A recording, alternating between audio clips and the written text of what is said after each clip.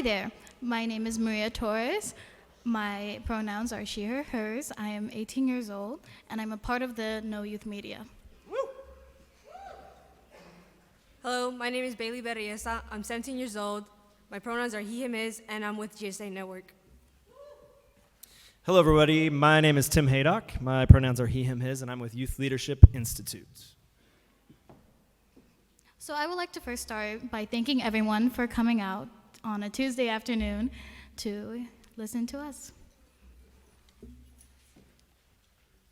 We'd like to thank our partners. We couldn't do this without them. So it's Fresno Barrios Unidos, Jacara Movement, GSA Network, Faith in the Valley, Friday Night Live, Fresno Boys and Men of Color, the No Youth Media, Dolores Huerta Foundation, and more. Thank you for coming tonight, and thank you to Fresno City for the use of this beautiful theater. They're a really wonderful partner. I also want to thank the Fresno Youth Platform and the young people that are a part of that. So if you are a part of the Fresno Youth Platform, you have, please stand up, first of all, so that we can give you the shine you deserve. And there are some that are not here as well, but who have contributed. These are young people who have been meeting regularly for over 6 months. They have put together surveys. They have surveyed over 400 of their peers across Fresno to come up with the 6-point platform that you're going to hear a little bit more about tonight. These are some of the most fearless, innovative, creative young people that I've seen doing work in Fresno, and it's an honor to be a part of this with them. As they said, as the Fresno Youth Platform said in their op-ed Monday in the Fresno Bee, Fresno's a really young city. And for far too long, city leaders have not truly engaged young people in the civic process. Just so you know, there are interpretation services available to you tonight, so please go see Maria in the back if that would be useful to you. Tonight's forum is nonpartisan. There is no candidate who is here or who is not here that YLI or the Fresno Youth Platform is endorsing. This is an issue-based discussion meant to make sure that mayoral candidates listen to the lived experiences and expertise of young people. There are no formal or informal preferences for party or candidate in the questions or in any of the work that we have done. All candidates received an invitation to come tonight, and we absolutely want to thank those who are here tonight.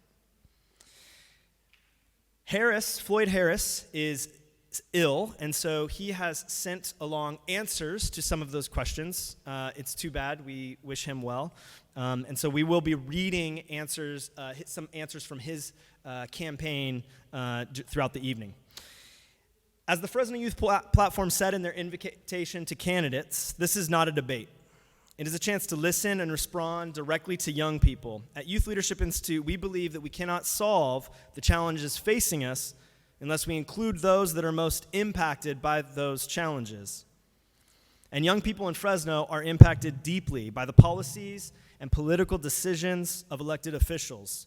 Tonight's forum is a chance for young people to share their work and their insights with the candidates for Mayor of Fresno, so together we can build a Fresno where all young people have an opportunity to thrive. I would like to welcome the MC and timekeeper for the night, Zofia and Ivan. Thank you.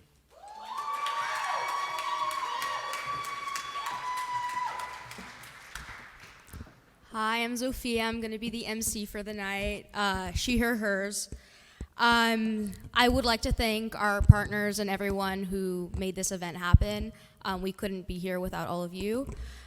So before we introduce the candidates, I just wanted to kind of walk you through the format of what we're going to be doing tonight.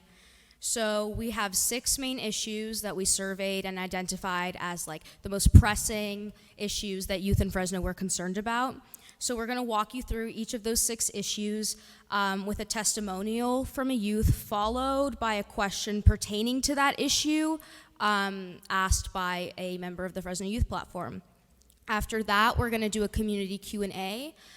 If you have a question that you'd like to be asked, our welcome team in the back has slips of paper that you can write your questions on, and you can submit your question to be possibly asked in the Q&A.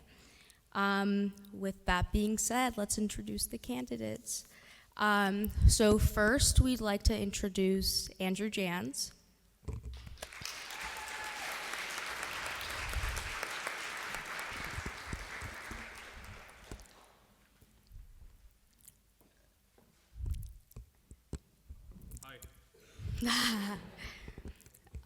Next. As long as it didn't say Jerry Dyer. Oops. Next, we'd like to introduce Richard B. Renteria.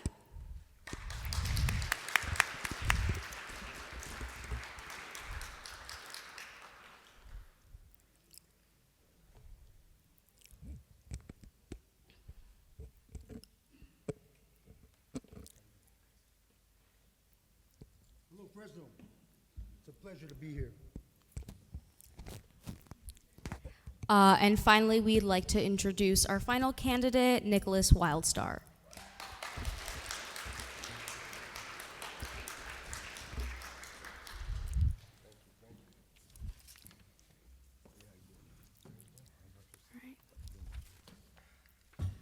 So before we start, I'd like to establish a few rules of the road. So every question asked tonight will be directed towards all candidates, so every candidate will have the opportunity to answer the question. In order to make sure we can fit in as much ground as possible, your answers are going to be limited to 60 seconds or a minute. Our lovely Ivan will be keeping time. Politicians love to talk, but I also love to talk. And our voices are just as important as yours, so we just wanted to reiterate the importance of keeping that in mind tonight. And with that being said, it's time to segue into our first issue, which is parks and green spaces. So, is Keyshawn here? Okay, so the youth testimony will be given by Jesslyn Gill.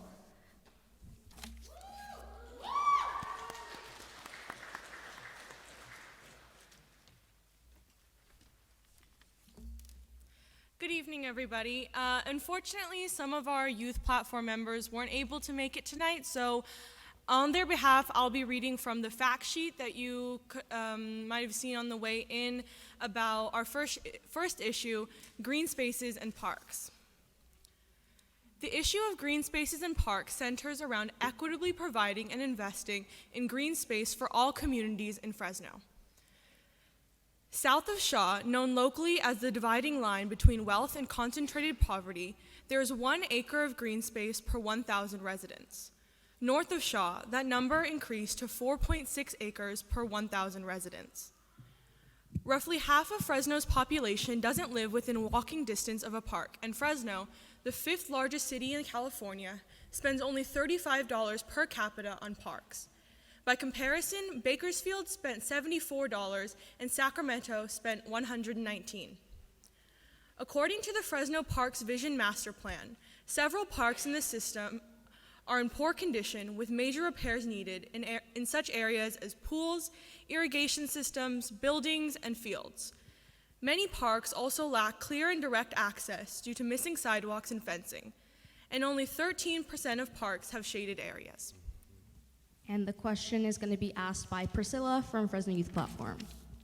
In recent years, an analysis of the 100 largest cities in the country has continually ranked Fresno among the bottom 10 in parks, and according to the Parks Master Plan, nearly 4 out of the 5 parks are in fair or poor condition.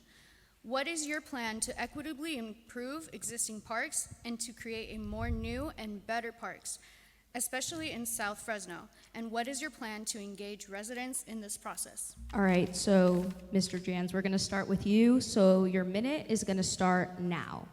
Okay, thank you for the opportunity to be here tonight, and thank you all for attending. Parks is one of my biggest issues in my platform. This week, me and other community leaders announced Parks 2.0 measure. I know that many of you in this room supported Measure P in the last election cycle that would have created millions of dollars worth of projects here in the city of Fresno. And so over the course of the next 9 months, me and the other community leaders will be leading the effort in moving forward on a new tax initiative. This will generate $75 million for parks and other local initiatives. Within that money, or within that within the ordinance, there is $1.5 million set aside annually for youth job training, so which is something that's going to be very important for all of you. And so I encourage you to get That's behind time. the proposal and help me work to get it passed. So Mr. Renteria, your time will start now. Can you repeat the question again, please? It's right behind you, but I can read it out. In recent years, an analysis of the 100 largest cities in the country has continually ranked Fresno among the bottom 10 in parks, and according to the Parks Master Plan, nearly 4 out of 5 parks are in fair or poor condition. What is your plan to equitably improve existing parks and to create more new and better parks, especially in South Fresno? And what is your plan to engage residents in the process? Your time will start All right. now. It's a great question. But you don't know what that plan is going to be like unless you are born and raised in this city. The South and the Southwest have always been neglected. Ever since I was a youth growing up in CAWA, California Wine Association, that's the name. I attended we played at CAWA Park. I grew up at CAWA Park, so I know what it means to have green space when I was young. But they don't have that anymore. CAWA Park is a disgrace to CAWA. I don't know who's run it, but it's run into the ground.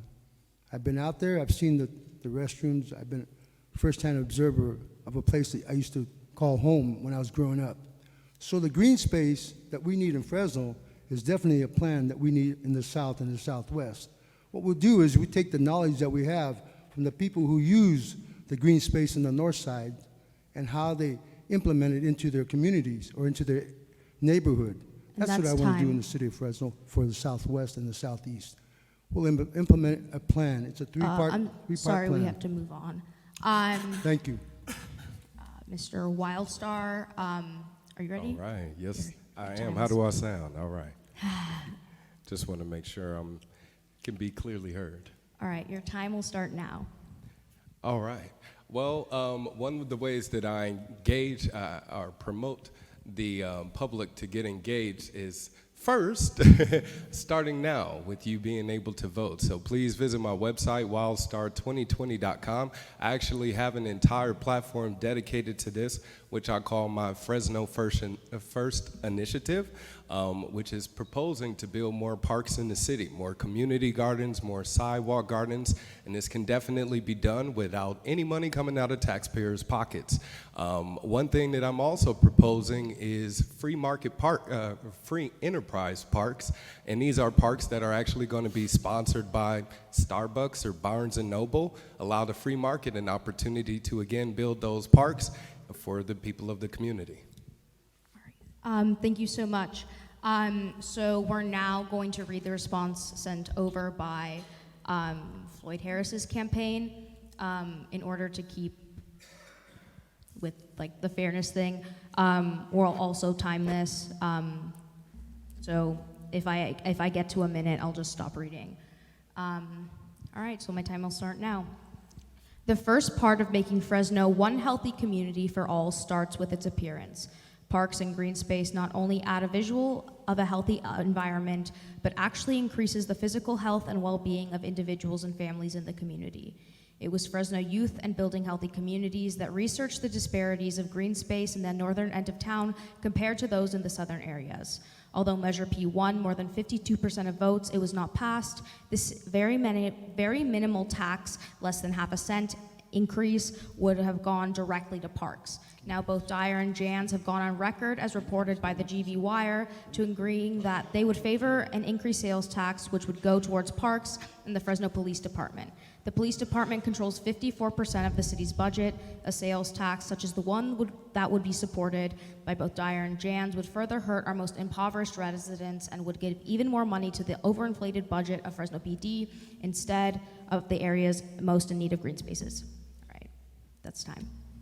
All right. So that's the end of our first issue of green spaces, and now we're going to segue into our second issue, which is the one of youth jobs. So that testimony will be given by Alicia Mendoza, and the question will be asked by Bailey.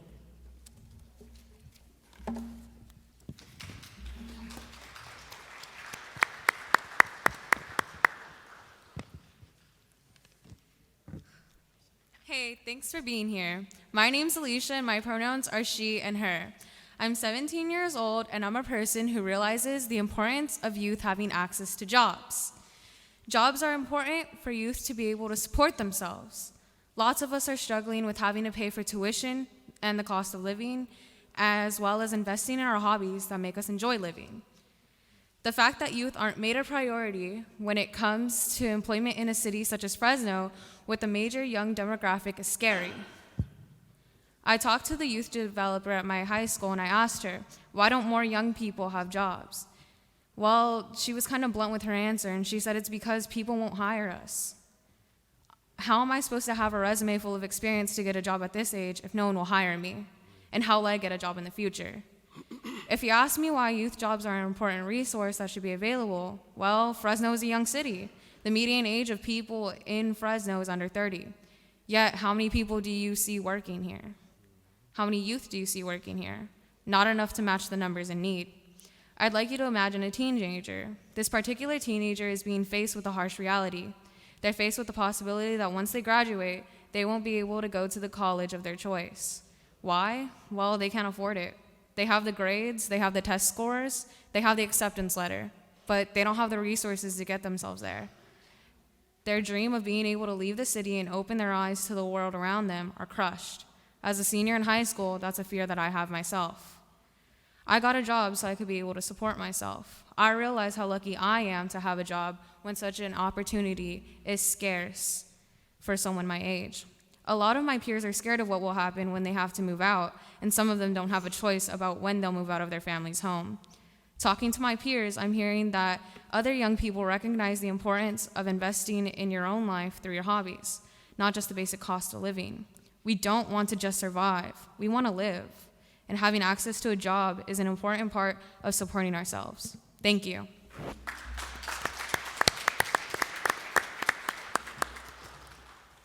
According to recent 2018 reports, even though Fresno hit a 7.4% unemployment rate, its lowest in 28 years, the youth unemployment rate remained unchanged at 9.8%.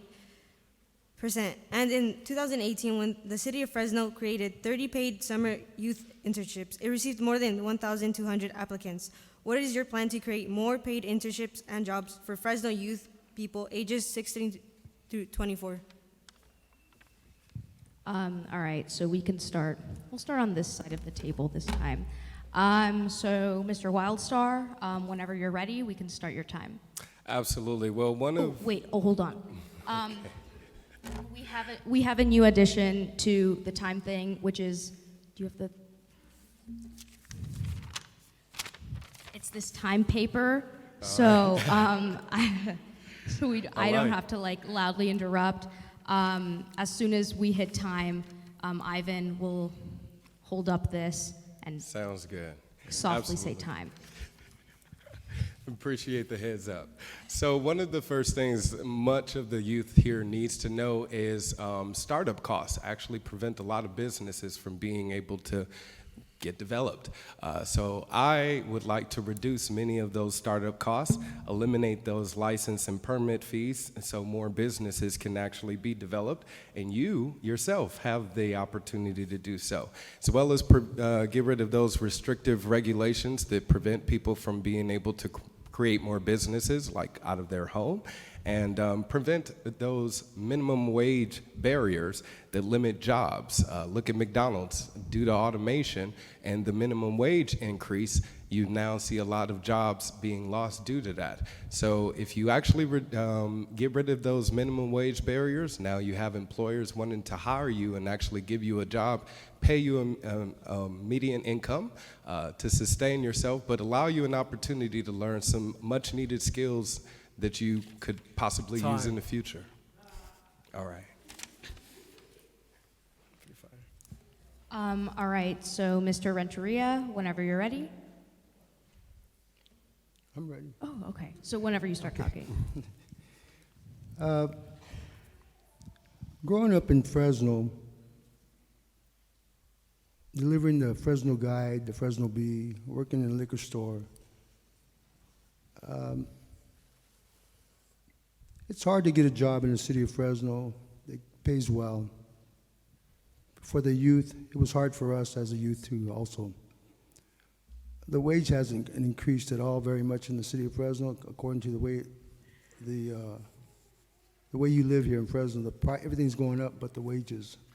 So for the youth, what I would do is I would highly recommend that the schools start implementing programs. I grew up learning how to wood shop, mechanic, all the necessities you need when you grow up to be a man or a woman, whatever you need in your life. So the youth, as a mayor, the youth will be a priority, and they will be hired. I won't hire from the top. We have enough managers. I want the new kids on the block to show up and start showing us how we should lead this city. That's your Enough time. is enough. Thank you. Water, not as a political issue, just as a beverage. All right. All right, Mr. Jans, whenever you're ready, we can start. You know, I spent this last Sunday with Keyshawn White, who was installing air monitors in downtown Fresno. And, you know, one of the things that I've realized in this race in traveling all across this city is that there are so many amazing, brilliant young people that live here. They just need a little bit of support. And our leadership here in the city of Fresno, this current mayor's administration have really failed us. Me and other community leaders have put forward a plan to bring on 100 additional city interns in the next year. And this was a proposal that was vetoed by this current administration. And so that would be just a starting point. I want you all to know that I think that you all are the most important, treasured resource of this community, and we just need to do more to support you. And I will conduct myself in the mayor's office as I do now. And if you look at my campaign and my team, there are a bunch of young people sitting over here that have been working with me from day one. Time. And so that is the type of leader that I'm going to be in terms of youth job creation. You can clap if you want. Is that against the rules? Is clapping against the rules? I forgot to read that part. No, I mean, that's not us, so I guess you can clap if you want. So next, we're going to read the statement from the Harris campaign. All right, I'll start time now. The most important needs are shelter, food, and clothing. That's facts. Without these life essentials, it is extremely hard, if not impossible, to live. When I was growing up in Southwest Fresno, every summer the Fresno EOC collaborated with other organizations and offered summer jobs to youth. Oftentimes, this enabled youth to purchase the things needed to get a good start for the school year. Most importantly, I and other youth met people who became mentors and looked out for our well-being far beyond the summer. There are some jobs still available to youth through various organizations, but the city can do better at supporting paid training programs that would prepare youth for jobs that provide a living wage. In 2015, the city of Fresno pulled over $1 million from the Fresno EOC Local Conservation Corps landscaping program, which served young adults 18 to 25 years. Dozens of youth who benefited from the job, along with at least a dozen employees, lost their jobs and only source of income. The money went to a company that was smaller but cheaper. That's time. All right, with that, we can segue into our third issue, which is urbanization and industrialization. The testimony will be given by Jocelyn Gill, and the question will be given by Alicia Mendoza.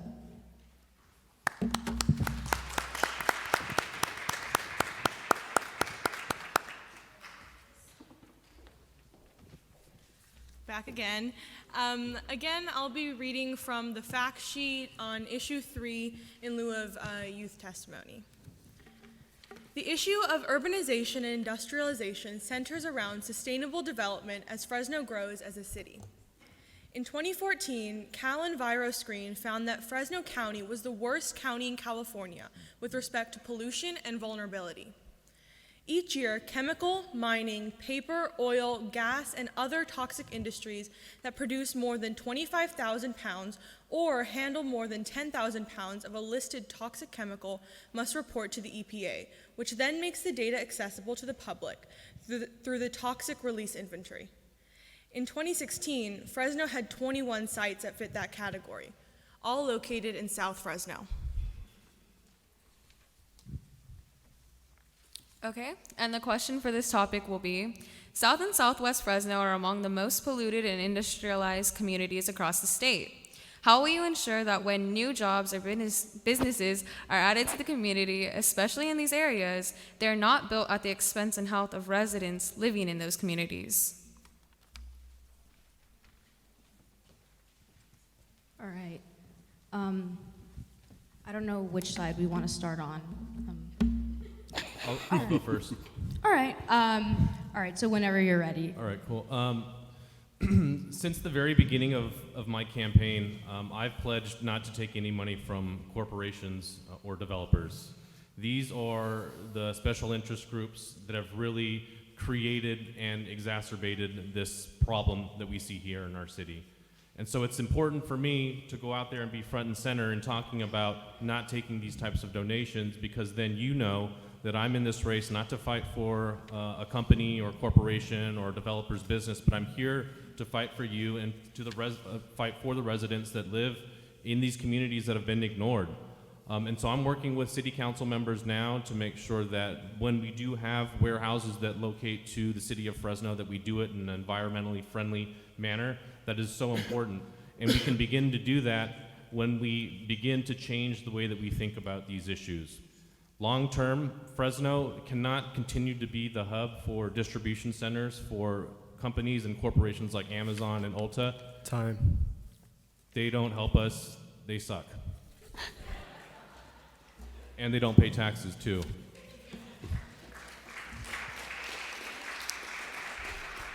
May I go? Yeah, you can go second. All right. Well, Fresno is definitely on the fast track to becoming a metropolis with well over 500,000 people. So we definitely got to respond for that and accommodate that in a fashion to where we're able to build that job creation, but yet respect the boundaries of those people that do live here. So I'm actually promoting more environmental and animal-friendly business creation. As mayor, what I would do is find those businesses that cause risks to the community and ban those that don't improve altogether. Revitalization of our Tower District in the downtown area and those ignored parts of the inner city definitely warrant some attention. So, of course, if you'd like to find out more, visit my website, wildstar2020.com. Thank you. You're welcome to clap if you like. Don't let them be the only one to get love. Yeah. And Mr. Renteria, whenever you're ready. The damage has already been done. The last two administrations have allowed the damage to happen. There was no concern from them when they were saying okay to those projects in the Southwest of the residents or the youth. And if it wasn't for the youth to start standing up, it's going to get worse. Because people can tell you something in a microphone and tell you that they're going to do this and do that to get your vote. But that's not how it works when you live in Fresno. You have to be part of the environment to grow up and know exactly what's going on. Our water is contaminated. Fresno County and Fresno City are not on the same page, and the flood district are not on the same page. Our canals are filthy and dirty. That's the water that's consumed in our environment. Goes in our yard, goes in our vegetables and our plants. Time. Thank you.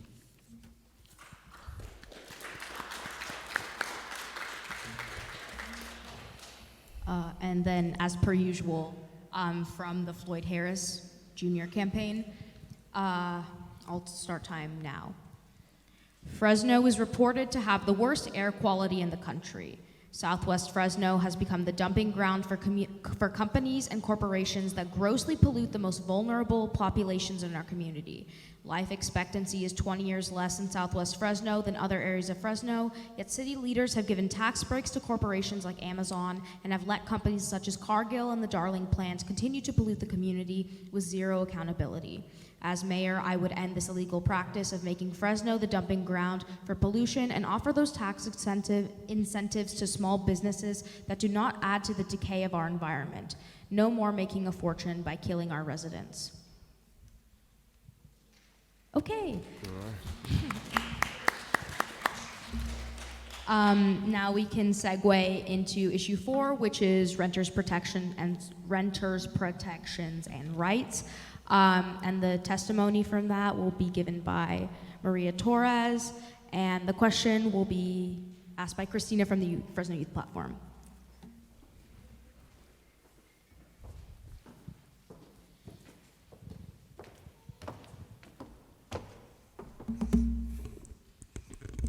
Oh, there we go. Hello again. Maria Torres here. My pronouns are she or hers, and I'm 18 years old, a part of the No Youth Media. The issues of renters' protections and rights is important to me because I originally wanted to move out of Fresno to study the arts, but the cost of living and tuitions I'd be facing had me considering living in a vehicle. So I had to choose to stay in Fresno and go to Fresno City College.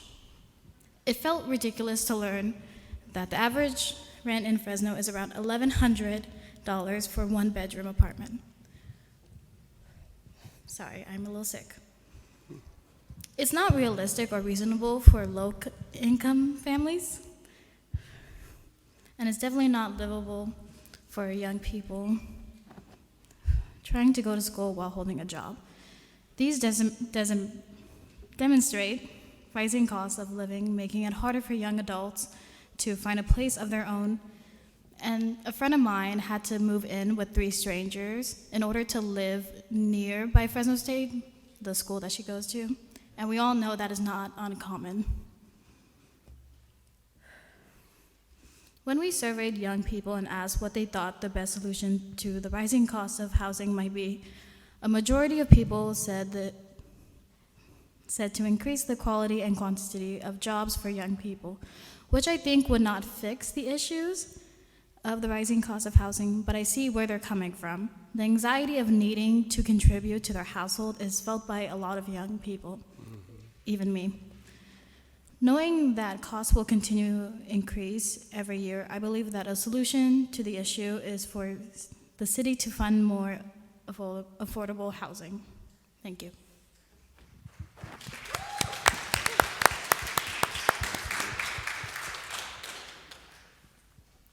According to a 2019 article in the Fresno Bee, very low-income residents are spending more than 2/3 of their income on rent and utilities, and there are more families in need of affordable housing than there are affordable housing units currently available. How will your administration use the general plan or other measures to ensure that low-income Fresnans have access to good and stable housing across Fresno? Thank you.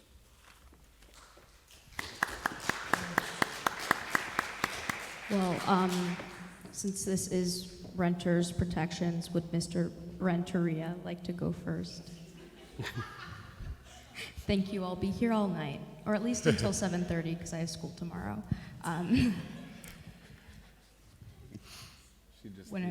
If you want to go first.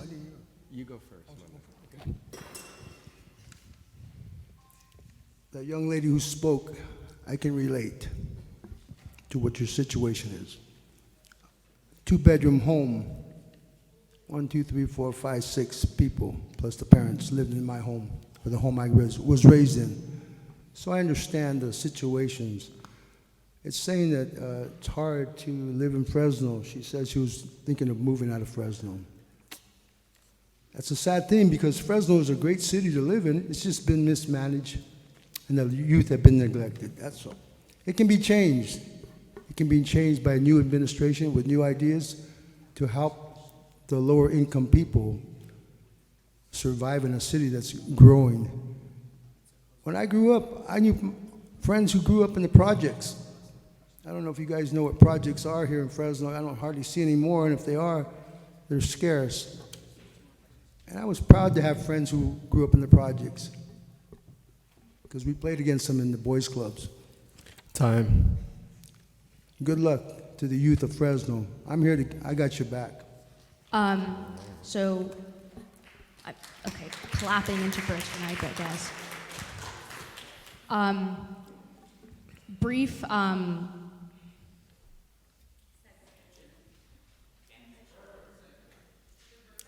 Diversion, thank you. Public service announcement. The community Q&A is just 2 issues away. So people from the welcome table are going to be coming down the aisles and collecting forms and giving out forms if you have a question that you want to write down and ask. Thank you. All right. I can go. Oh, all if I right. may. All right. Well, one thing I would like to do as mayor is incentivize new home development by cutting the taxes that increase the cost to build. If it's expensive to build a home, of course, it's going to be expensive for you to rent or lease that home. So when you talk about affordable housing, you want to make it affordable to actually build that home. Limited housing cripples renters that either want to move or are facing an eviction. This also adds to the homeless crisis here in the city. So what I would like to do is block state measures that impose rent control. History has proven through its application that rent control actually causes more problems than good. So in addition to that, I would like to remove the regulatory provisions that prevent free development. So if you'd like to find out more about what I'm offering, visit my website, wildstar2020.com. Thank you. All right, and last but not least, that's not a political statement, just a segue. Mr. Jans. You know, right now in the city of Fresno, there are slumlords that are operating and taking advantage of many families, and it's going on unchecked. And I've been a big opponent of these slumlords who are taking advantage of people. So much so that an association that represents many of these slumlords have dumped $50,000 into this race to help defeat me because of me wanting to stand up for normal working people. And so we have a huge hill to climb. And yet another reason why I'm not taking money from developers, because these are the same people that have controlled and dominated our politics here in the city for an entire generation.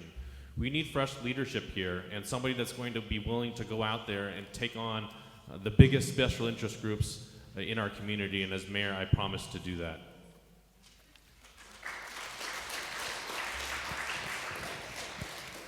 All right, and you guys are getting used to this from the Floyd Harris Jr. campaign. Fresno is the second most impoverished city in the nation and is home to a state that accounts for 47% of the homelessness in the nation. While income has not gone up, housing costs are skyrocketing, causing many in Fresno to lose their shelter because they can no longer keep up with the rent or fall on hard times and need assistance. Landlords employ attorneys who are ruthless and relentless in evicting those who can often not afford legal representation to fight wrongful evictions and housing discrimination or do not understand their rights. Governor Newsom has passed laws that cap rent increases, but even more needs to be done. As mayor, I would approach the Housing Authority and connect with attorneys that would provide assistance with creation of a tenant advocacy group that presents workshops to residents and has a team of lawyers/legal aides that would empower tenants to take action when their protections and rights are violated. Refurbishing existing housing units so they are decent and truly affordable instead of building new housing developments that only those with high incomes could reasonably afford. Disallow redevelopment money from being diverted from the areas of communities they were meant for are additional measures I would take as mayor. Not I, but Floyd.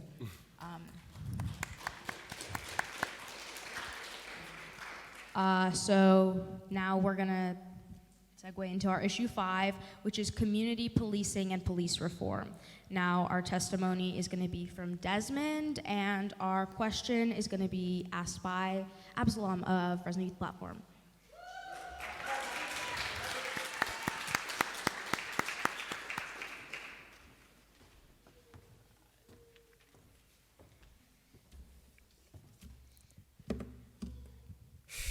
All right, this is my first time doing this, so I don't.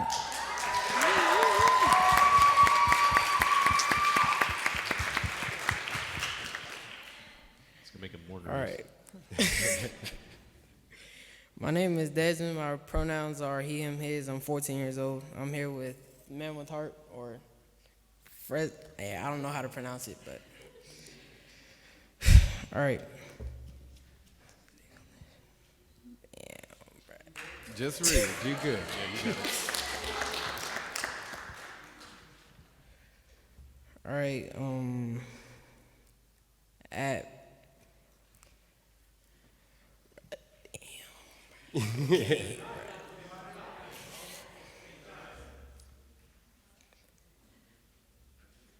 All right, I want to speak on the issue of community policing and police reform. And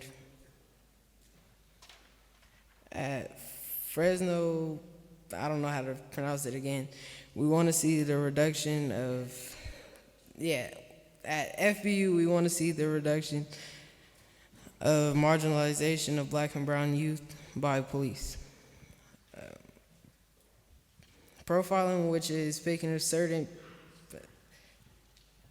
certain people out of a group, like the way I can't.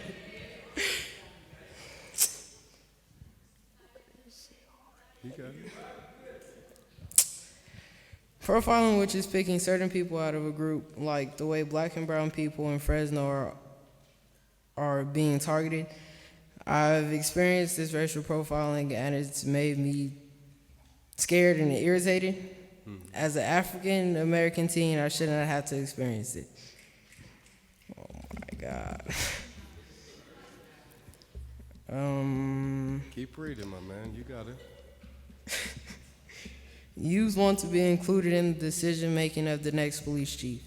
We are the most affected by the decisions of the police chief, so youth should have a say on who gets that job. Oh my fucking God. We believe that community policing should be one cop constantly patrolling the same neighborhood, which would give them a chance to build a relationship with the community. All right, where I live right now, you usually never see the same cop drive through the neighborhood twice. It'd be easier to build a relationship with someone we constantly see in our neighborhood. It's not our responsibility to connect with cops. Community policing would allow cops to know the community better. I'd feel safer in my community. Oh my God. Bro.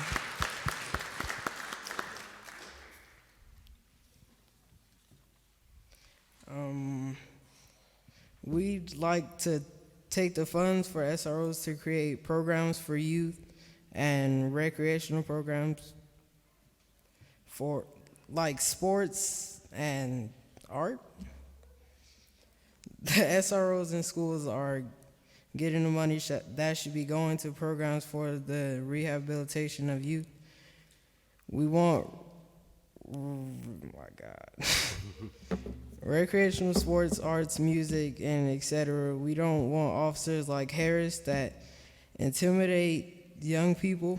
We demand accountability and the Fresno Police Department to take responsibility.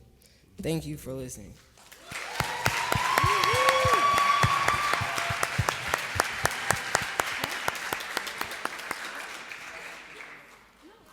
Hello, how's everybody doing tonight? Wonderful. I'm Absalom Mason, BMOC, 18 years old, pronouns he, him, his, and I'm speaking on regards to community policing and police reform. In 2010, Richmond, California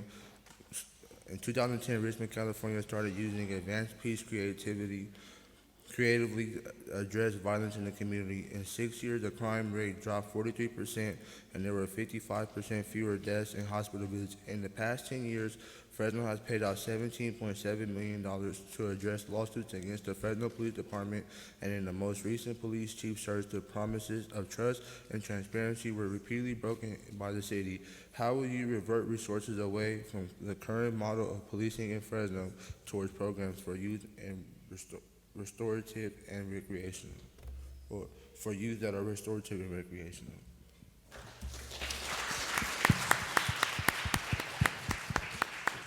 All right, and we'll start with you, Mr. Jans. Andrew?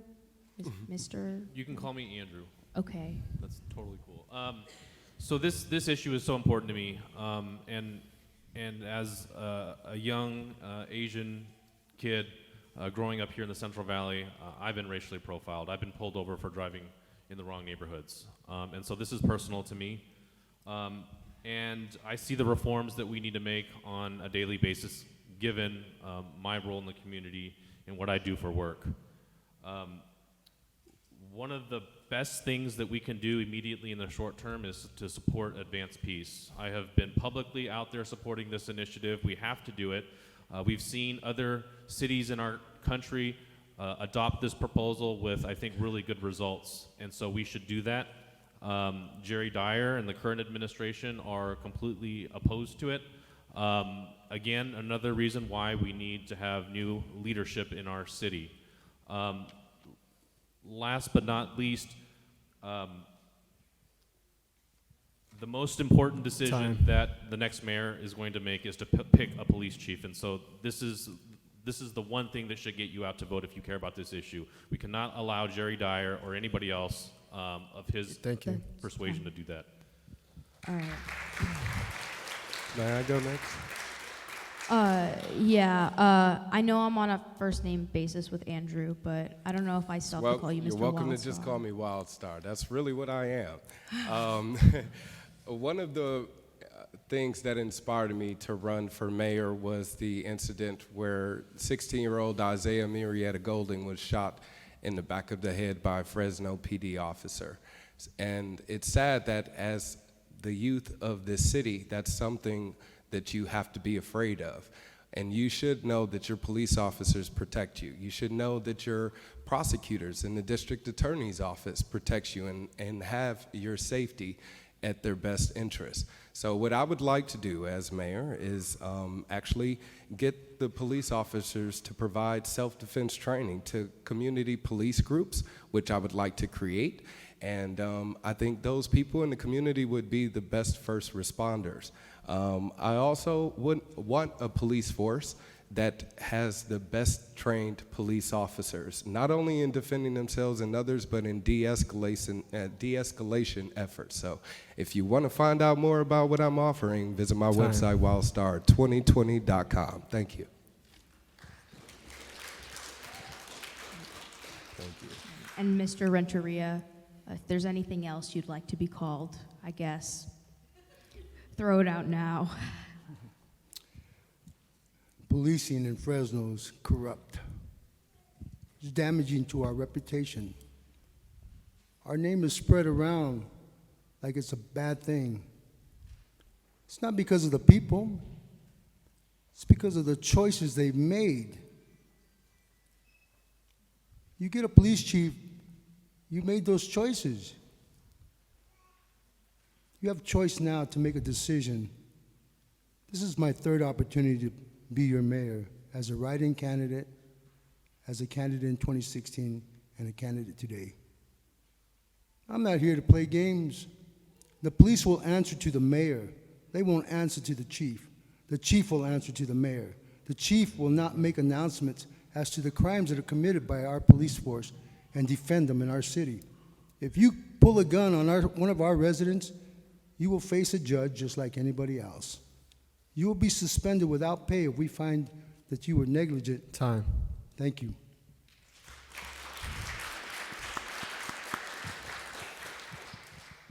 Floyd Harris Jr. is unfortunately could not be here for me to ask him if we were on a first name basis or not. So I will be reading the statement from his campaign. As mayor, I would work with city and county officials and the people of Fresno to redefine what tough on crime looks like, starting with retraining of how law enforcement is expected to protect and serve the people. Implement a public health and safety initiative that would not be reliant on hiring more police, but would instead focus on allocating money to invest in the future of our youth by providing paid job training prevention programs created through the communities in collaboration with our schools and youth-serving organizations. Approving money for intervention programs like Advanced Peace, proposed by a father and backed by Faith in the Valley, along with many residents whose children's lives were taken by gun violence, and require that officers be insured and bonded so that Fresno taxpayers are not paying out millions of dollars for lawsuits and settlements related to violent and corrupt cops. if money was put back into social programs that build the character of our children and the moral fiber of our families, that in itself would reduce crime and end the cycle of over-policing of communities of color. Okay, so he can feel your claps in his pneumonia-ridden stupor. So that brings us to our last issue, which is our immigrant-funded rights. And so our testimony will be given by Danae, and the question will be given by Maria Torres.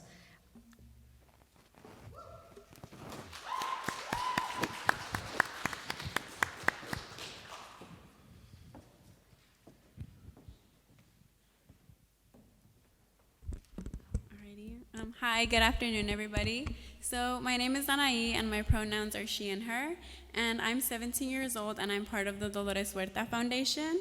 So today I'm here not only representing the Dolores Huerta Foundation, but I'm also here to represent all youth who are part of an immigrant family or anyone who is an immigrant themselves.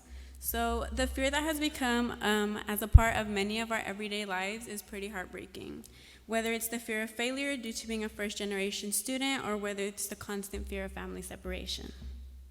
Growing up, my parents have always told me it was up to me to succeed in life, to finish school and to graduate college to get a well-paying career.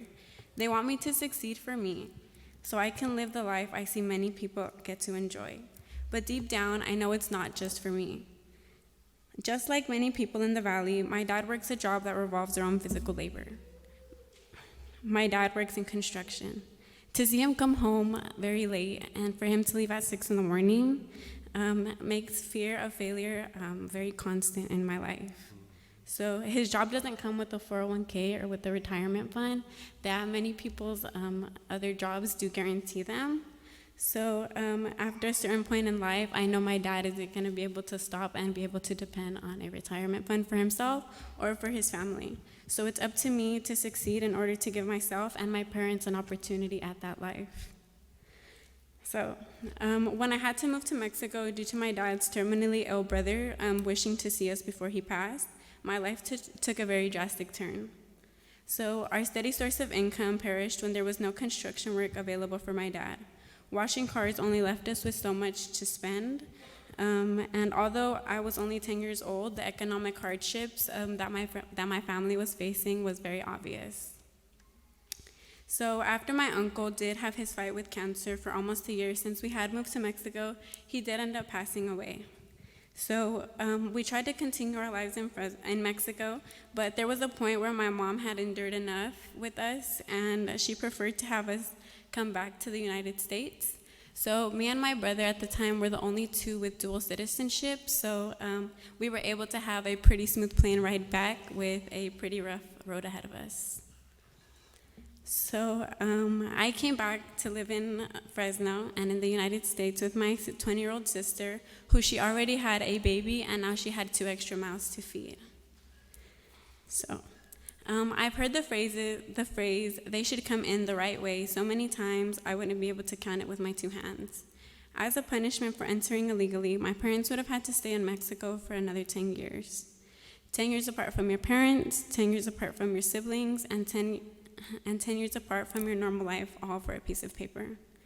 So last year, Fresno tried to open an immigrant fund of $300,000 to help people with legal issues. And that may seem like a lot of money unless you do take in mind how costly it is, how costly the process of becoming a legal resident can be. So on average, it's from $75 to $300 for a consultation with an immigrant attorney. And the hourly rate for an immigration attorney ranges from $150 to $300 an hour. So the whole green card process also ranges from $800 to $5,000, money that many immigrant families actually do not have to spend at all or to even spare. So I hope our next elected mayor will stand up for families like mine and a lot of families that do make up the Central Valley.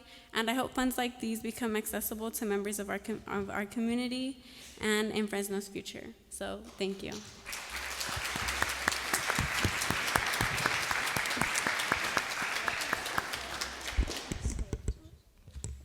Hello again. My name's Maria Torres. She or hers, 18.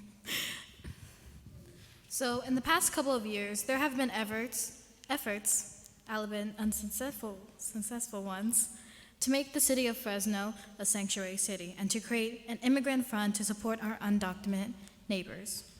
While each of these proposals had differed, the intent is clear. They are meant to support and protect our immigrant neighbors. If an immigrant fund proposal comes back, will you support it and other measures to support the immigrant community in Fresno? Absolutely. Thank you. Renteria, we can start with you. Pardon? Whenever you're ready. Just jump in. What? Starting with? Renteria? Renteria. Yeah. All right, I like that. Lucky man. It's Renteria. Renteria. And it's Renteria if you like Mexican food. So that's what it is. Mr. Renteria, would you like to start? All right, thank you. That's a tough question for me. Obviously, you can tell it's a tough question for me, right? The young lady who spoke. Everybody wants a life. Our current administration at the top has caused these problems. They're not your problems. They've been brought on to you. Everybody was happy. Everybody was doing things in the right positive direction, and then we started caging people. And to me, that's an insult to a human being. That's the color of a lot of our skin that are in cages as we speak right now. Children who are trying to get into our country to live a better life. I understand your plight, young lady. I've been there. But you know what? Keep up the good work, because you have to have it in your heart. Make up your mind that, you know what? I'm going to go back and help my community. I'm going to help my family. I'm going to make sure we survive in a tough world.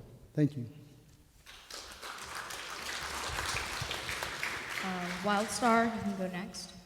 Absolutely. Well, first off, my condolences to the young lady that spoke. I don't know. There you are. Okay. Very sad to hear about your loss, because what you experienced should definitely not be happening in a free country.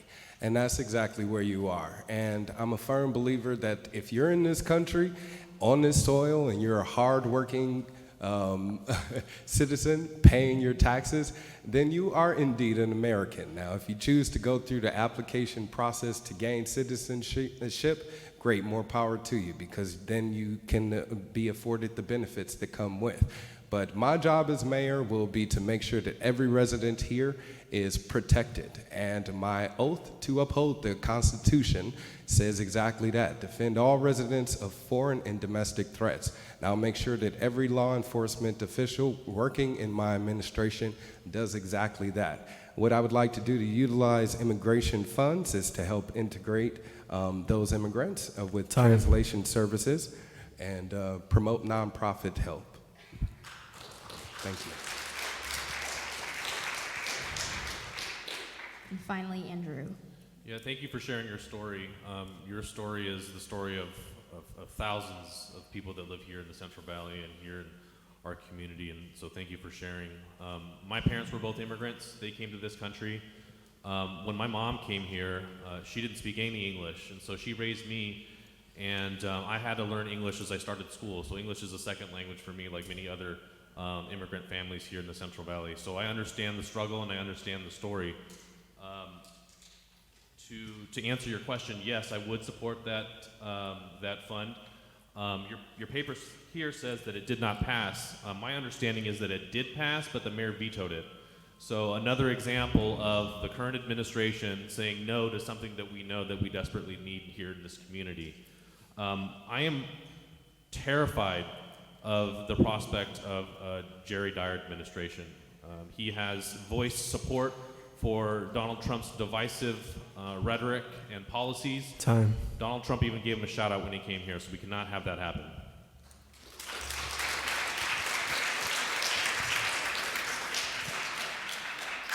And now we're going to read the Floyd Harris Jr.'s campaign's thoughts on the issue before we segue into our community Q&A. All right, start time now.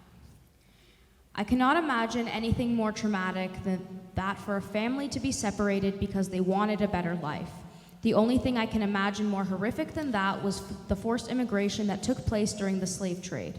The media would have us believe that immigrants are violent criminals, but many of us know that the most atrocious acts have been committed by domestic terrorists. This propaganda is but out to incite false fear in us about those who come to this country for a better life. As mayor, I would support making Fresno a sanctuary city and make sure that our local law enforcement are not assisting ICE in finding, arresting, deporting, and ultimately tearing families apart. I would work with grassroots experts who have a vast knowledge and experience of the infrastructure and support needed to ensure that our immigrant population in Fresno does not have to live in fear of deportation if they go to work, school, or anywhere else in Fresno.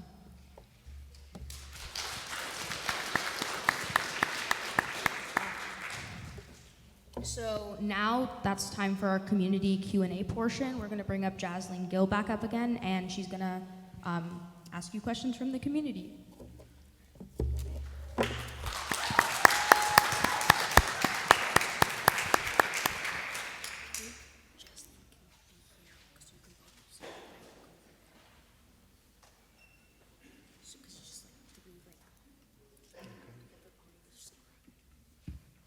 I'm relocating. Can I stand here? Does it look weird? Like, do I? All right, thank you. I appreciate that. Okay, hi again, everybody. So, as you all walked in here, you saw that we had some slips of paper on the welcome desk where you could ask community questions. So these next few questions that I'm going to be reading for the candidates have been asked by people in the audience. So thank you, everybody, for submitting your questions. All right, so we'll start with question number 1. What would you do to prevent Fresno PD from profiling youth of color? Can I answer that first? Yeah, we'll start with you. Well, as a black man that has been racially profiled multiple times, I've been pulled over while driving multiple times, pulled over pulling into a gas station, pulled over while riding my bicycle, pulled over by just walking. So it happens constantly, and it definitely needs to be addressed, which is why, again, I'm proposing that our officers here in Fresno receive more training. The minimum office for training for an officer is about 6 months. Now, definitely needs to be increased, and I think more involvement with the community and actually engaging with those people of the community that they will be protecting, like the gentleman that was up here was saying. That way they can actually build some trust with those individuals and restore that bond.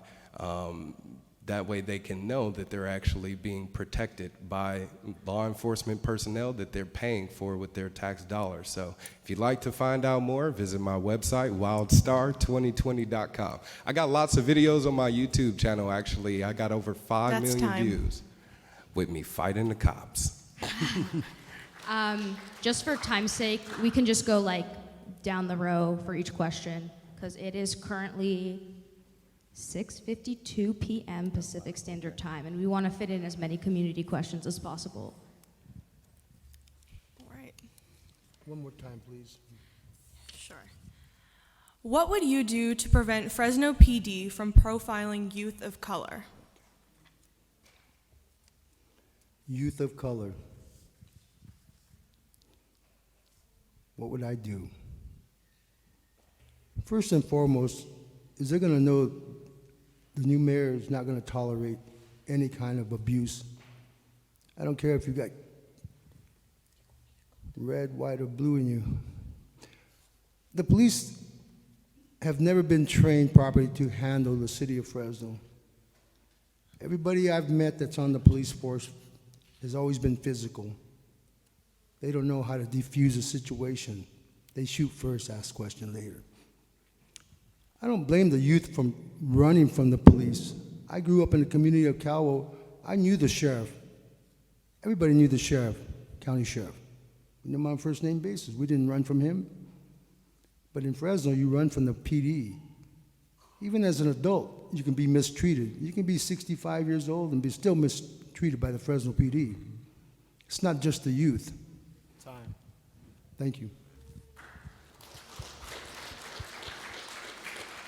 I think first and foremost, it's important to remind everybody that things like stop and frisk and racial profiling is illegal. And so we need to make sure that the next police chief follows the law.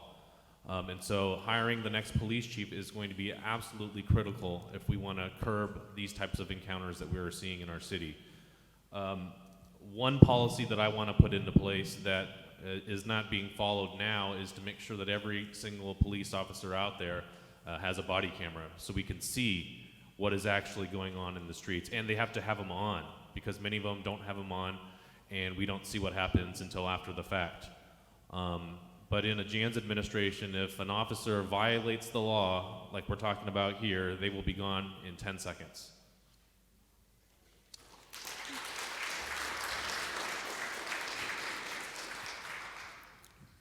All right, next question.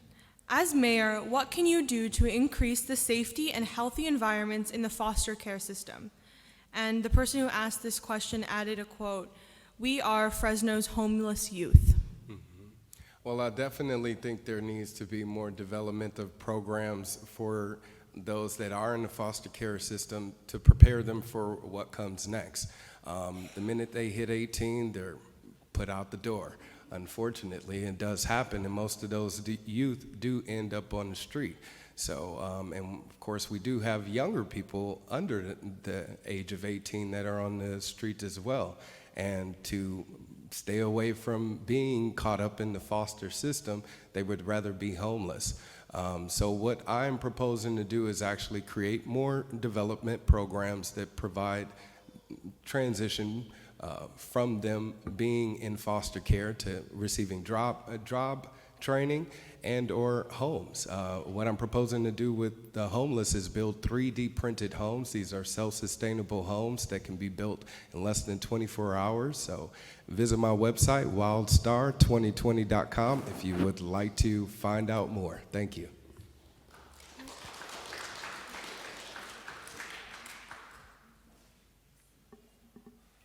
I'll go. It says it's going down the road. Yeah. You can go if you want. I need you to repeat the question. Sure. It's like Jeopardy. As mayor, what can you do to increase safe and healthy environments in the foster care system? We are Fresno's homeless youth. That's a tough question. First of all, I believe that's a county issue, but as a mayor, it affects our city because we have our city transients sleeping in stairways and doorways. The homeless situation is getting worse because of the choices that people make for leadership. That's what it comes down to. I can't give you a 1-minute answer and solve the problems of Fresno. I've been trying to fight these problems since they hired that woman from Houston or wherever she's from. We had an actor before that. Fresno doesn't want leadership, they want names. They want that. They don't want truth and honesty and straight up integrity. They want names to lead the city, and it leads to nowhere. Time. Thank you. You know, this is another issue that's personal to me. My wife, as a youth, was in the foster care system. And so she reminds me every single day how important it is to support our fostered youth. And Richard's right, you know, traditionally this has been thought of as a county or even sometimes statewide issue. But we need to begin to bridge the gap in terms of being able to work with the good folks at the county who are providing so many important and vital services for our community. And I think that the next mayor should foster and develop that relationship, and we need to get on the same page, because you're right. I mean, they end up on our streets, and then it becomes a city problem. That's right. But again, I think that we're at a unique crossroads in our community where we have a pretty good city council that's willing to work with a mayor that's going to tackle tough issues just like this. We just need someone to work with them.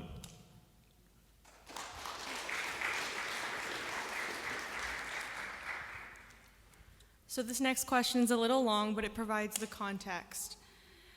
It was announced in late January that Fresno City's college bus pass program would be ending at the end of the semester.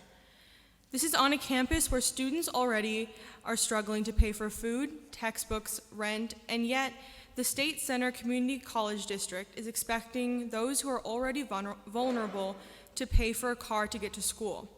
Would you commit to working with the City Council, the State Center Community College District, the county, and more to provide free transportation to City College students?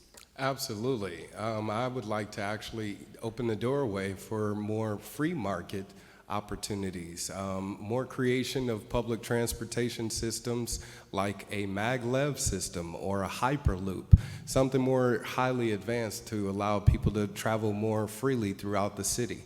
And of course, the more competitors that you have, the cheaper the cost is. So if you have more than one bus line, of course, they'll be more dependent and the cost will be more affordable. So I am proposing to do more about this on my website, wildstar2020.com, through my Fresno First initiative, where I'm again proposing to build a more affordable public transportation system. Thank you.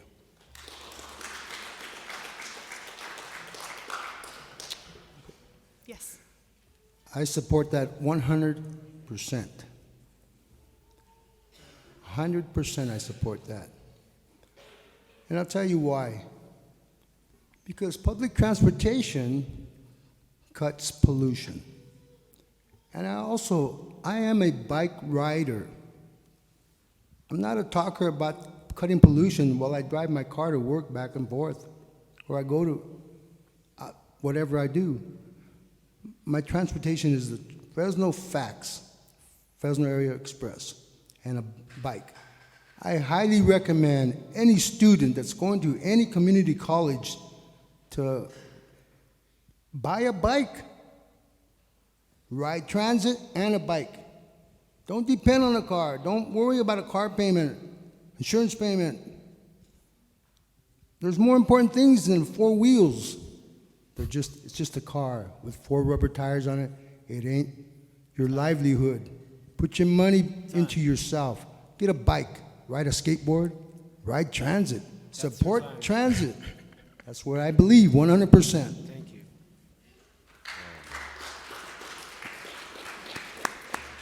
You know, this is another reason why it's so important to have forums like this and have people who are seeking to lead this community come and talk and listen. I think the majority of our job as candidates here tonight is to listen. And I had no idea that this was an issue for you guys. So, and it just really pisses me off because this is yet another example of folks who are in control of our form of government imposing financial burdens on our generation. I'm a millennial and I have a ton of student loan debt that I don't think that I'll ever be able to overcome. And I know that many of you in this room have that same issue. And so this is another example of them trying to hold down the future generation.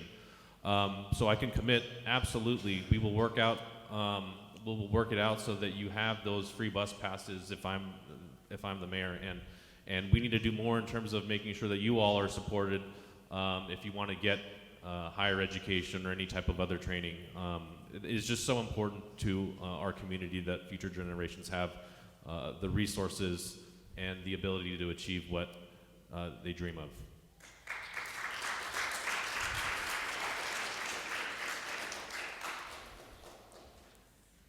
All right. Our next question is, what will you do to ensure the safety of LGBTQ plus youth?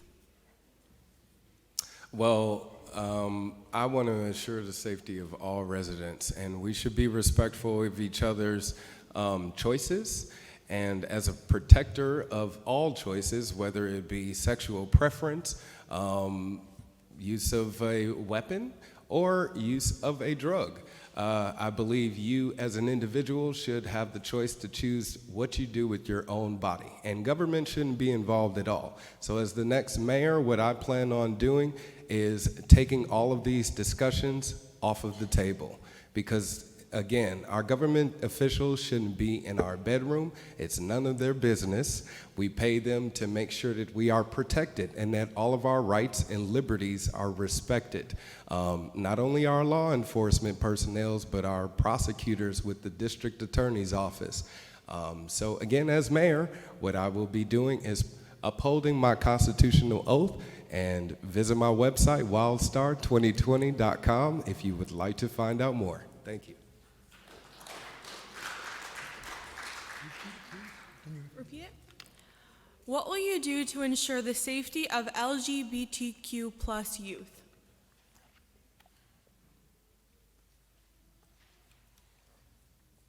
For starters, I would just eliminate whatever they have on record here in the city of Fresno and start a fresh slate.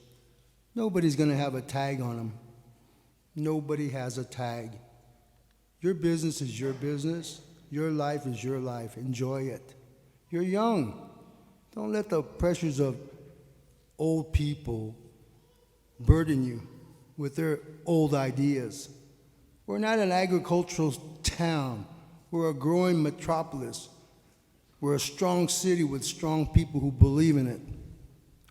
As a mayor, I support anybody who wants to do whatever they want to do, as long as they're not breaking the law and doing it in public where it's an embarrassment to themselves and to their community. Thank you.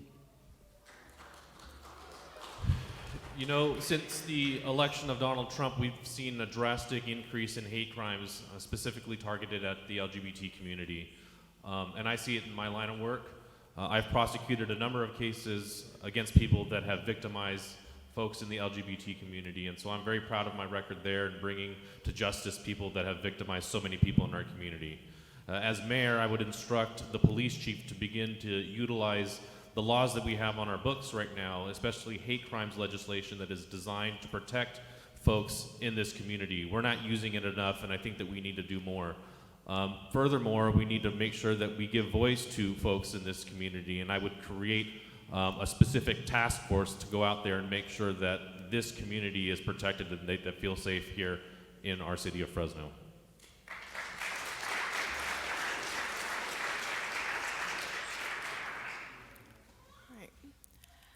How do we make sure that the immigrant community can trust the police with issues like abuse without their families being ripped apart?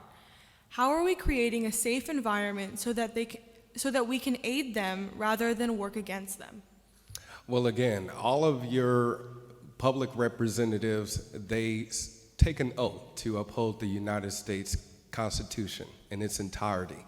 They shouldn't be picking and choosing which parts they plan on upholding. And as a sworn representative of that, and as your next mayor, I again will be holding all of our law enforcement officials accountable, whether they be a police officer or a prosecutor with the district attorney's office. And you need a mayor that's going to stand up against those individuals and draw the hard line and fire them if they don't do the job that they were hired to do. And I will be standing up against the federal government if need be to prevent any ICE agents in the city of Fresno. Because again, every resident here, if you're a paying member and a peaceful member of society, you deserve to be here and deserve to have your rights and liberties protected and respected. Time. Thank you. Would you like me to repeat the question? Okay. How do we make sure that the immigrant community can trust the police with issues like abuse without their families being ripped apart? How are we creating a safe environment so that we can aid them rather than work against them? Well, the problem we have is we have a police force that was trained to be a certain way, the tough guy approach. And it hasn't changed. For some reason, Fresno and the police department have to be tough. They're the toughest people in town. You say something to them, you can't even worry about if you're an immigrant. You cannot have a conversation with a police officer without them looking at you like, what is your name and what is your ID number? That's the rule of thumb here in Fresno. they're not concerned about your health and wealth. They're more concerned about the control factor. The police officers that work under my administration will be totally reviewed through and find out where they come from, where they started, and let's see what their arrest records look like, and we'll eliminate the bad from the good and produce more good. Our city is a good city. We have good police officers, but we have some bad ones. Thank you. You know, in my line of work, I see immigrant families being disproportionately targeted as victims of crime. I work in the violent crimes unit, and so the crimes that I see perpetrated against the immigrant community are some of the worst out there. And with the rhetoric that I'm hearing from our former police chief, he's out there basically trumpeting Trump's policies, talking about how Fresno's not going to be a sanctuary city. This really scares our immigrant community. And many of them who I'm trying to get justice for are scared to show up to court because of a fear of deportation or the splitting up of their families. And I've had a case where that had just happened. And so where's the justice in any of that? So we need to do more in terms of making it absolutely clear that the city of Fresno will not be enforcing federal immigration policies, especially Trump's divisive policies. And we're going to need a mayor that's going to stand on that soapbox and use that microphone because it's so powerful, and to shout at the top of your lungs that we are not going to be a city where we divide, we're not going to be a city where we engage in hate, and we're not going to be a city that supports Trump and his divisive policies.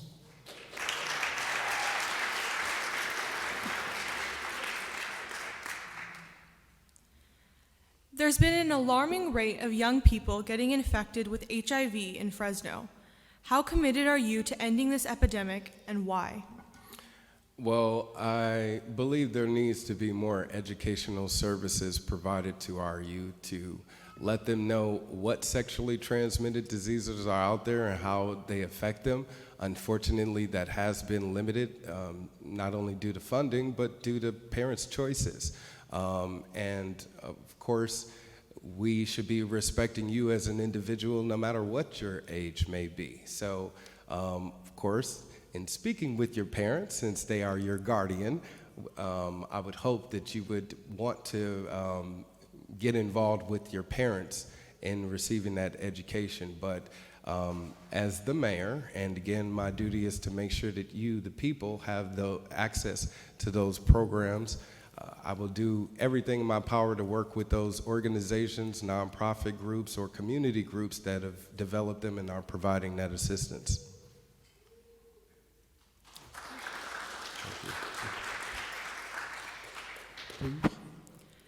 There's been an alarming rate of young people getting infected with HIV in Fresno. How committed are you to ending this epidemic, and why? Wow, that's an epidemic that's been going on for a while. Education. Education. If you want to live long, educate yourself. Pay attention. If they say there's an epidemic, don't be part of it. Do your best. You have a whole life ahead of you, youth. Make it worthwhile. So when you get to be my age, you can stand up here and be proud that you struggled and survived. You made it. That's what we want in Fresno. We want our youth to make it. We don't want them to be afraid of our police officers. We want to be able to shake a police officer's hand for thanking them for helping us, not for arresting us or putting us down. I don't blame the youth for having your involvement in doing what you do in campaigning. Time. Thank you. You know, this STD, thank you, this STD epidemic, in my opinion, is a direct result of the fact that our community, the Central Valley, has had leaders who have been, how do I say this nicely, ultra-conservative in terms of how we educate our youth. And we're all alluding to it up here. We need better sex education, and we need to do it from an earlier age so people know. We can't be afraid to talk to our children about these health issues. And so I'm proud to be endorsed by Planned Parenthood. They've endorsed me in this race in terms of what I want to do for the health and reproductive rights of our town and our city and our generation. And so I'm also working with State Assembly Member Joaquin Arambula to get dollars in terms of grants to come here to the Central Valley to fight this epidemic. He's going to be putting a bill forward to make sure that we have more funding here in our community. And so that's another important thing to make sure that we work with our statewide lawmakers as well.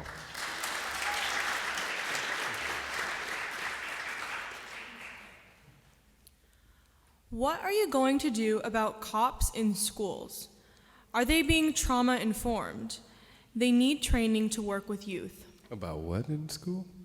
Cops in schools. Oh, cops in school. Like school resource officers. Pardon? Like school resource officers, like Oh, security yes. at school. I completely understand. I thought she said pops for some reason. Like, what are pops Popsicles doing are in good. school? We need more fathers in school, definitely. And that's what I'm actually more so advocating, is more parental involvement in our schools. I am proposing to make the city of Fresno a constitutional carry-only city, which means that your personnel and your administrators here at your school, as well as your parents, would be able to be in possession of a weapon and be able to protect you in the event that they should need be. So I definitely believe that there should be first responders in classrooms. I just don't think that they should be paid for by taxpayers. And if so, again, they should be receiving the best training available. That way they aren't posing a threat to the members of the school, the people in the school that they are hired to protect. Thank you. One more time. What are you going to do about cops in schools? Are they being trauma informed? They need training to work with youth. Well, if you're going to have a police officer on campus, is that the question? Is that the- Yes, Okay. police officers. If you're going to have in a police schools. officer on campus, he's got to be familiar with the people who are on campus, just like an educator. He's part of the system. He's there to protect and make sure nothing gets out of control. It's come to that in our cities, where the threat of somebody walking on campus with a handgun with a mental issue. I believe we should have a police officer, but not a formal dress in uniform. I mean, a police officer who blends in like a teacher. Nobody knows it, except the teachers. But we don't need to have the force showing their face everywhere we go, where even on campus you're afraid. Gun control. Time. Thank you. You know, I was at a forum recently with Jerry Dyer, and a similar question was asked, and his response to it was to put more police officers in our schools so they can be counselors for kids. I find that very problematic, and many of these officers aren't trained in dealing with some of the crises that we see in our schools and in our communities. And frankly, I've talked to these police officers, and that's not their job, and they don't want to do that job. So if we're going to spend money in schools, they need to be paid educated counselors that have master's degree in learning how to deal with our youth. Fresno County in the Central Valley ranks near the top when it comes to arrests that are made in schools and where kids enter the prison pipeline at a very early age, and we need to cut back on that definitely. Last but not least, I just have to address the guns issue in school. I don't think we need more guns in our schools. We know that is not the right approach.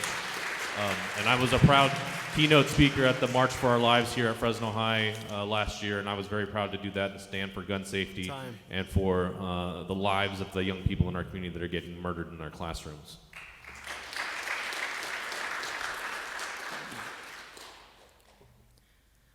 With rising rates of mental health issues in the youth population, how do you plan on supporting us with Fresno funds? Some suggestions that the person who asked the question wrote down were support groups, clubs, affordable professional help. Absolutely. Well, I am definitely more supportive of nonprofit organizations creating those programs, and since my hands would be a bit tied as mayor with regards to those funds for Fresno Unified, I believe that the majority of those funds could be used to help create more after-school programs. That way, for those people that after school they don't have any place to go, now you have a youth center maybe. And of course, more job training programs, and create this atmosphere to where the youth have a place to go instead of having to roam the streets and feel powerless. Thank you very much. So visit my website, wildstar2020.com. I actually talk a bit more about this in detail on my Fresno First initiative. So if you want to find out more, please visit my website. Thank you.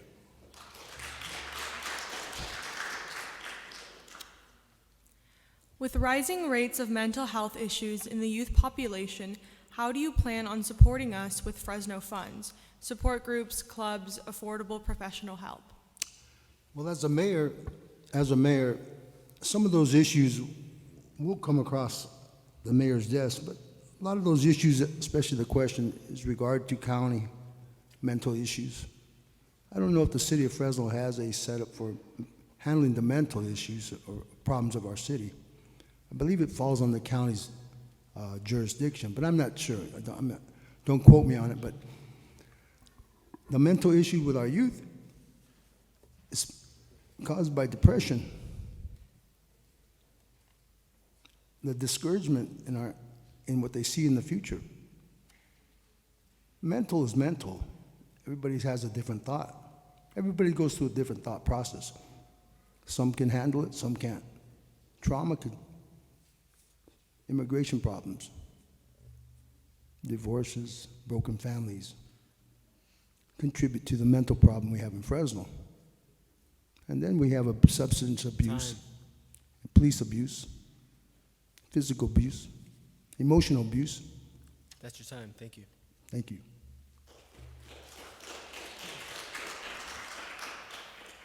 My wife is a trained therapist, and she operates her own clinic here in the city of Fresno, and she provides mental health services to hundreds of families and young people in our community. And one of the things that we've learned in our time in operating this clinic is that we are entering a new era in terms of mental health, where we're all starting to recognize that if you take care of your minds, we're also taking care of our bodies. And you see the stigma associated with receiving the mental health treatments slowly reducing, and so we just need to do better in terms of a city in making sure that we support clinics and small businesses that want to start up in providing these desperately needed services that we all know that we need. Instead of giving tax breaks to Amazon and Ulta, why don't we give tax breaks to people who want to start up clinics for young people? And so that would be my approach. And then again, we have to work with the county, because typically mental health is a county issue, but we have to work better with them.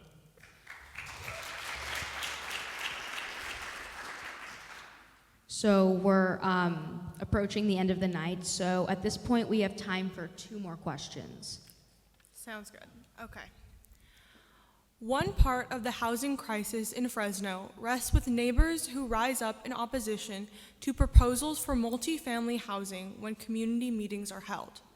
How will you convince Fresno citizens that neighbors in apartments are just as valuable as single-family home residents?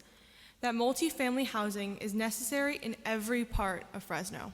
Absolutely. Well, on my website, wildstar2020.com, I talk about building 3D printed homes as a solution for homelessness. And as I said, these are state-of-the-art homes that can be built in less than 24 hours. They cost less than $5,000 each. City was just given $11 million, so I'm pretty sure that money could go far and long on building these homes. So what I'm proposing to do as mayor is build a community of about 100 of these self-sustainable 3D printed homes, which are state-of-the-art and would actually improve the credit score for neighboring communities as well as the city. So I would have forums such as this, that way we could speak to those people in that neighborhood to see how they actually feel about these homes being created. But if they know it's going to raise their the value of their home and limit the amount of property taxes that they're paying, I'm pretty sure they'd be more than happy to have those type of homes in their neighborhood, as well as the people. Thank you. One part of the housing crisis in Fresno rests with neighbors who rise up in opposition to proposals for multifamily housing when community meetings are held.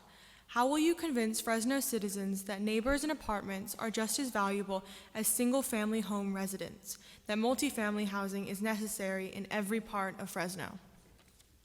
It's a very good question.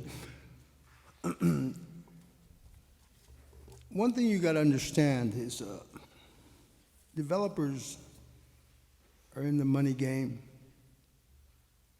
They're here to make money. They're not here to support you, whether you have a job or not. They just want to make sure they get their dollar for the homes they build here in our city. Like I said, we're not an agricultural city anymore.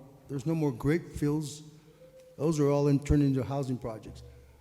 What we're going to do is, as an administrator, as a leader of Fresno, I would talk with developers who are into building homes for the less fortunate, who have the less amount of money coming in. I would talk to people who understand that, who don't have closed mind about how to help, have empathy for your fellow citizens, your neighbors. Everybody has to help each other in this city.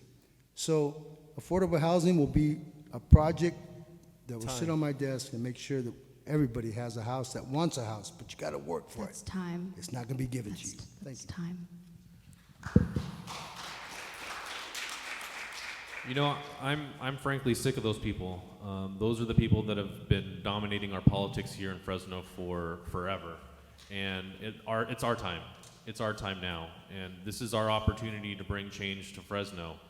And I think that we have an opportunity to work, again, as I said before, with a city council that is becoming more diverse and more progressive in terms of how we structure our housing policy here in the city. And so there's going to be an education component, but at some point I think the conversation has to end, because we know that economically this is good for everybody if we have mixed-use homes, even in North Fresno. And so we need to do it.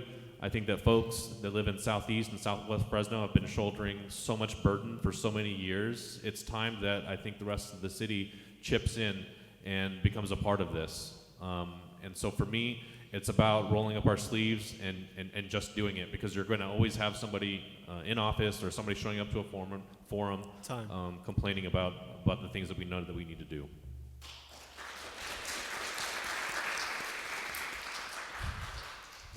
Okay, so this will be our last question. And before I go ahead with that, I just want to say thank you again to everybody for submitting your community questions for the forum. Thank you. So this is a little bit of a mashup of two questions. How are you using youth voice in your campaign, and how would your administration bring Fresno's young voices into the city's administration? Well, I'm a young person myself, so I express my youth through social media outlets, Twitter, Facebook, Instagram, to just let the youth know about the issues that really truly do affect them and how we can rid them out of our society to actually live more free and liberated, as the Constitution says. So if we again get these leaders into office, we have to make sure that they reflect and represent our values, especially since they're going to be representatives of we the people. So in choosing them, I hope that you will be taking into accordance their past resumes, as well as what they're offering to do for the city. For instance, me. If you visit my website, wildstar2020.com, I hate to parrot that, but if they quote me in some newspaper, finally I'll get some press, since I've been highly ignored as a third-party candidate. Thank you.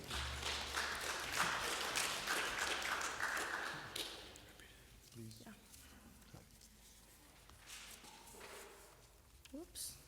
There it is. How are you using youth voice in your campaign, and how would your administration bring Fresno's young voices into the city's administration? Well, you guys been banging your drum long enough.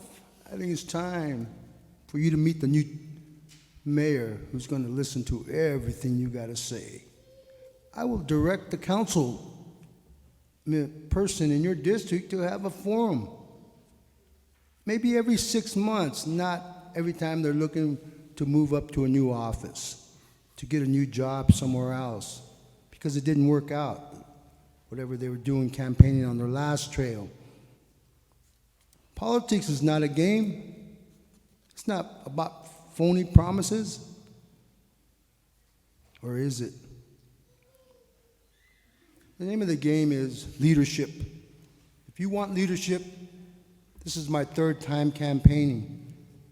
I don't think I'll do it again because I'm about tired of the leadership that we've been getting. We went from a bankruptcy city to a bonus city. Time.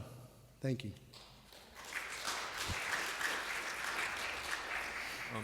Before I answer the question, do we have another opportunity to address the crowd, or is this it?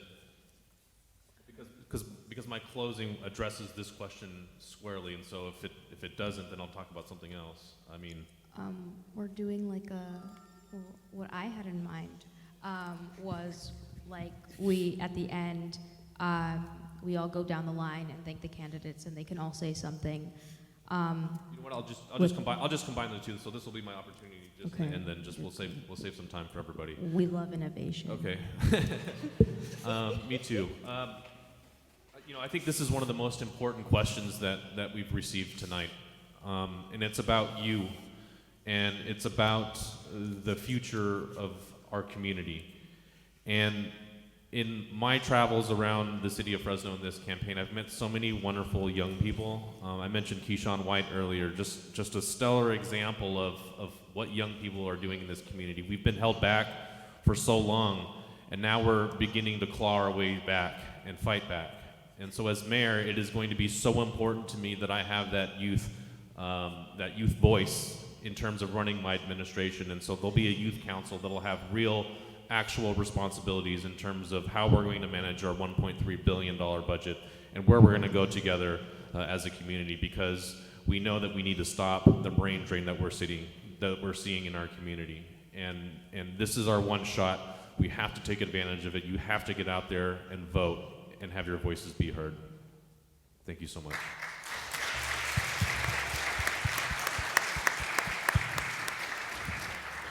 All right, so that's 7:32, an event that ended kind of on time, so yay for us. We're just gonna go down the line and thank each one of the candidates and like applaud and whatnot. First is gonna be Wildstar, who, can you tell me the name of your website again? I think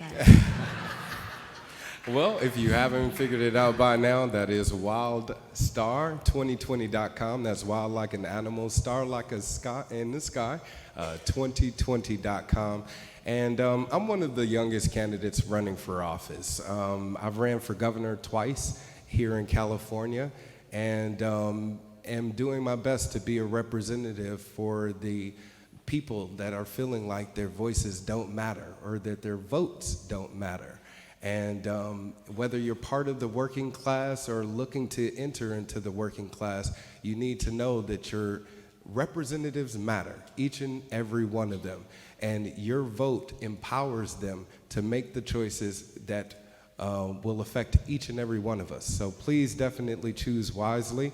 My website again is wildstar2020.com. I implore you to find out more about myself, since I'm, again, a third-party candidate. I don't have the money like the Democrats or the Republicans. Okay, I hate to cut you off here, but... So help me out.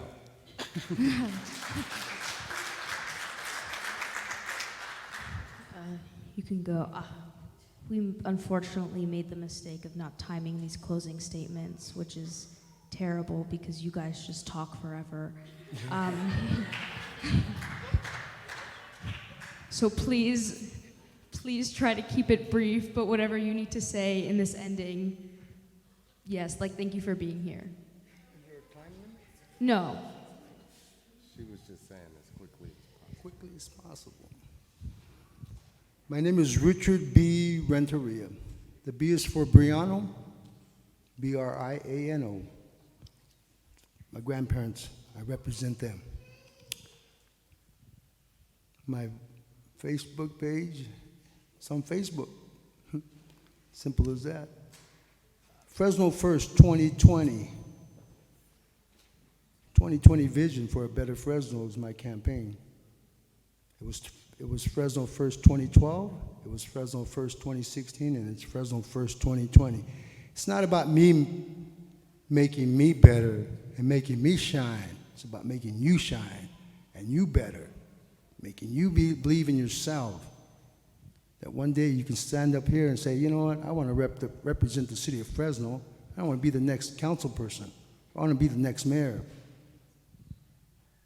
But learn, educate yourself. Learn as much as you can so you can take it easy when you get older. You don't have to worry about all the burdens that, then you can, when you get older, you can teach the younger kids what we just taught you today. Learn, educate yourself. Fresno First 2020, the 2020 vision for a better Fresno, it don't get any better than that. Thank you.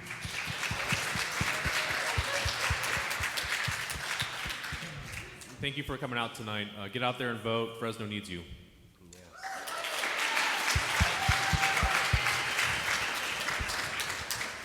And one big last thank you from the Fresno Youth Platform. It's been an honor being your MC tonight.